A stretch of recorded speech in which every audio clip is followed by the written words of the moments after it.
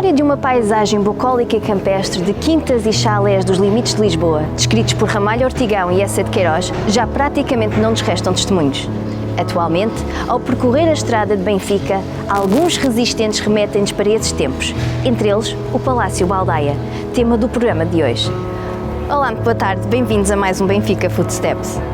Durante muito tempo, a ocupação territorial do que é hoje a freguesia de Benfica é muito dispersa, marcada sobretudo por quintas afastadas entre si, sendo fraca a densidade populacional. Contudo, este quadro começa a mudar a partir do século XVIII e Benfica conhece um desenvolvimento significativo e um crescimento da população que não mais parará de crescer. Um fator para o aumento populacional é, por um lado, a construção do Aqueduto das Águas Livres, que, a partir de 1730, chama gentes que se fixam no território para trabalhar nas obras da sua construção. Outro fator para o aumento da população é o terremoto de 1755. A freguesia foi pouco afetada pelo terremoto, tendo-se registado apenas 2 mortes. No entanto, Lisboa estava destruída, a memória do tremor de terra era bem real, assim como o medo que voltasse a acontecer. A vontade de procurar ares mais limpos e espaços menos habitados ditou o abandono da cidade por parte de nobres e burgueses endinheirados. Muitos recolhem as suas casas de campo nos arredores ou, na sua falta, adquirem terrenos nos termos de Lisboa e aí constroem as suas moradas, mais ou menos apalaçadas. Neste contexto, assistimos ao desenvolvimento do eixo Lumiar-Carni de Benfica. O aumento da população em Benfica é significativo. As quintas são cada vez maiores e mais ricas. Os seus senhores, que noutros tempos tinham-nas apenas como casas de rendimento ou de verão, passam a viver habitualmente nelas.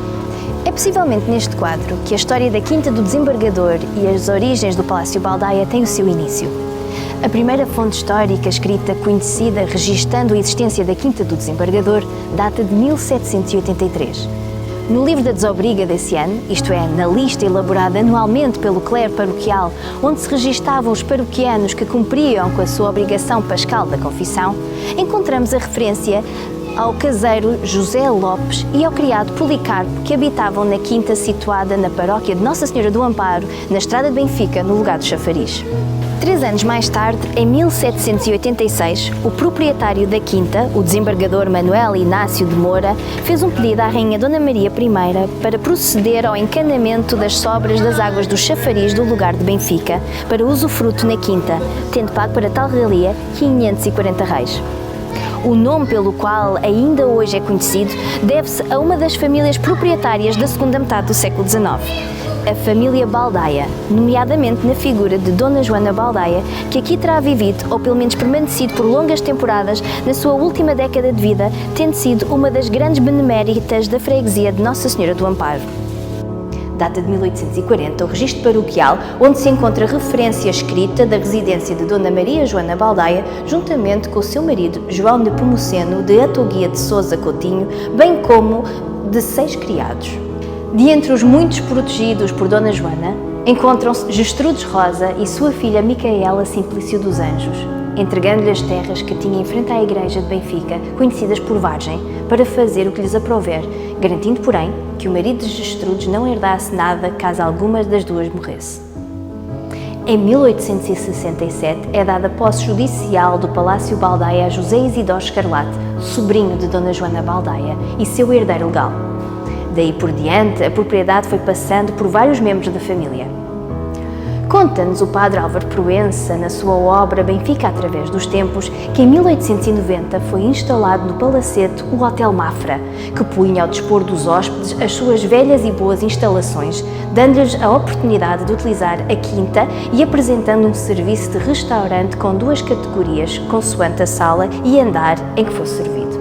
Nesse ano, o livro das almas da paróquia designa-o como hospedaria e registra que nele viviam José Francisco Mafra, de 71 anos, com a sua mulher Ana Maria Mafra, de 62, 2 filhos e 5 criados. O hotel não terá tido uma vida muito longa, pois, em 1899, a propriedade é vendida pelos herdeiros da família Baldaia a Afonso Henriques Teixeira de Carvalho, pela quantia de 8 contos e 923 mil reis. Este, por seu turno, vende-a a João Colares Pereira em 1904. No seu aspecto atual, podemos distinguir claramente pelo menos 2 épocas diferentes de construção. Os dois pisos inferiores, até à cornija, denunciam um gosto português de finais do século XVIII, de modulação regular dos vãos, privilegiando o eixo de entrada central em relação ao edifício, com o portal unido à janela do primeiro piso, que mantém a axialidade através do remate curvo que a diferencia das outras. A mansarda é um acrescente do século XIX, possivelmente já da segunda metade, que, juntamente com o revestimento cerâmico da fachada, confere ao edifício um ar afrancesado de gosto romântico. O Laboratório de Patologia Veterinária e Bacteriologia, primeira designação daquilo que viria a ser o Laboratório Nacional de Veterinária, é criado em 1913 com a missão de acordo com o texto de fundação, estudar e diagnosticar as enzótias e episótias, fabricar, fiscalizar e divulgar soros, vacinas e agentes de diagnóstico, realizar análises bacteriológicas e outras de produtos alimentares de origem animal e preparar culturas virulentas para a extinção de animais daninhos. O laboratório é inicialmente instalado no edifício do antigo Mercado Central dos Produtos Agrícolas, no Terreiro do Trigo. Porém, as condições mostraram-se logo de início precárias, o que levou à aquisição pelo Estado, no ano de 1918, da propriedade constituída pela Casa de Habitação, o Palácio, as cavalariças, cocheiras, estábulos e outros alojamentos para animais e um terreno anexo de 18.000 metros quadrados por 45.000 escudos. Nos terrenos construíram-se pavilhões para a instalação de laboratórios. Mais tarde, em 1936, com o objetivo de dotar o laboratório de melhores instalações, o Governo adquire por 304.500 escudos a Quinta das Garridas, contígua à sede do laboratório, com uma área total de 121.800 metros quadrados. Foi elaborado um anteprojeto de ampliação do Instituto, à autoria do arquiteto Vítor Manuel Piloto, mas que acabou por não se concretizar. Aliás, em 1957, parte do terreno acabaria por ser cedido para a construção de um bairro de casas económicas. Entre 2000 e 2006, os pavilhões são remodelados e modernizados, com a instalação de salas de contenção biológica P3 e a aquisição de novos equipamentos. Apesar das melhorias efetuadas nas infraestruturas, as necessidades de novas instalações com outras condições manteve-se. É desta altura a realização de algumas obras no edifício do Palacete, como é exemplo a colocação dos azulejos pombalinos num dos laboratórios, os da entrada e corredor, bem como os azulejos de temática floral do primeiro piso.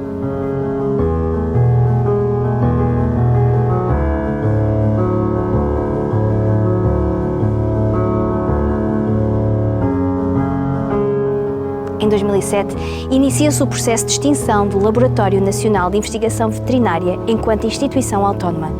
Na sequência da reestruturação dos laboratórios do Estado ao abrigo do Decreto-Lei nº 356/2007, de 29 de outubro, o laboratório é integrado no recém-Instituto Nacional de Recursos Biológicos.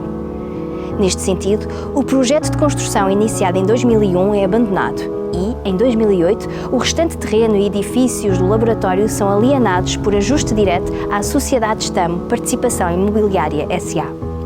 Os últimos funcionários saíram em finais de 2009, fechando-se um ciclo de cerca de 100 anos na história do Palácio Baldeia.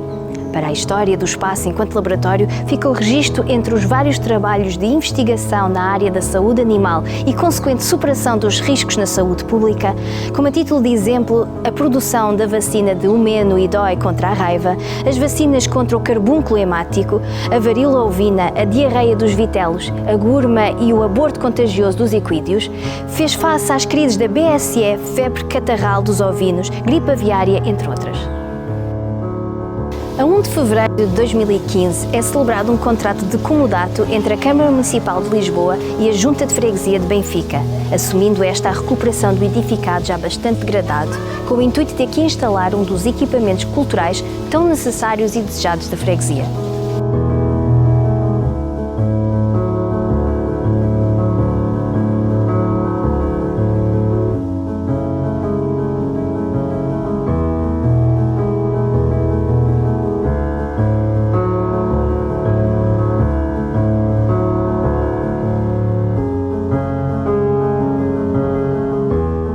O edifício muda de cor para um azul forte, é aberta uma entrada lateral e, na empena ao lado da nova entrada, é encomendada uma intervenção ao artista urbano Raf.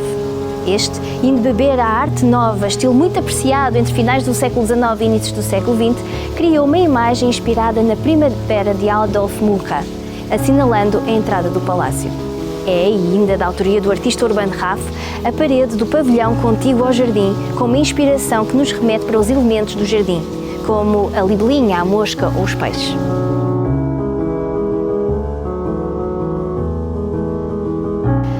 O jardim evoca, ainda que de modo muito tenue, o antigo jardim da Quinta. Divide-se em duas partes, uma mais pequena, quase quadrangular, calcetada, e outra bem maior, de terra batida. O primeiro espaço é ocupado pela fonte, de forma circular, com uma estatueta de peixe ao centro, de onde brota a água. No tanque vivem, entre outras espécies de peixe, várias carpas.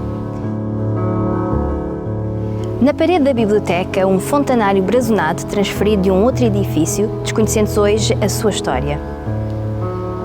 Nesta área, especial destaque para a magnólia, o arbusto de troncos torços logo à entrada do jardim e a árvore da castidade, classificada de interesse público desde 1997.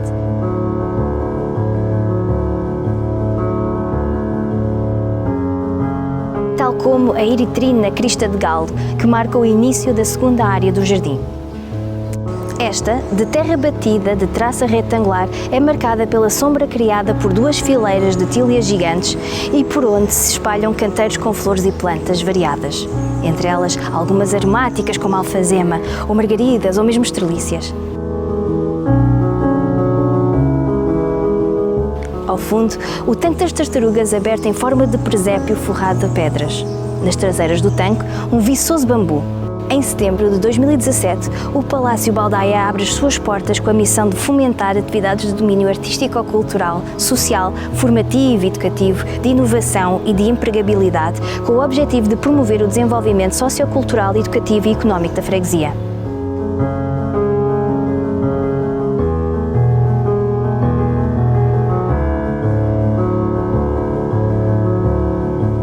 Para dar cumprimento à sua missão, assume as seguintes valências: uma biblioteca, ludoteca, espaços para eventos artístico-culturais como exposições, conferências, lançamentos de livros, workshops, concertos, entre outras atividades. Um espaço de co-work, áreas de estudo e serviço de form-up ao núcleo do Centro Qualifica. Chegamos ao fim de mais um Benfica Footsteps. Contamos consigo na próxima semana para mais um programa que procura dar a conhecer os cantos, recantos, memórias, histórias, património e personagens de Benfica. Até para a semana!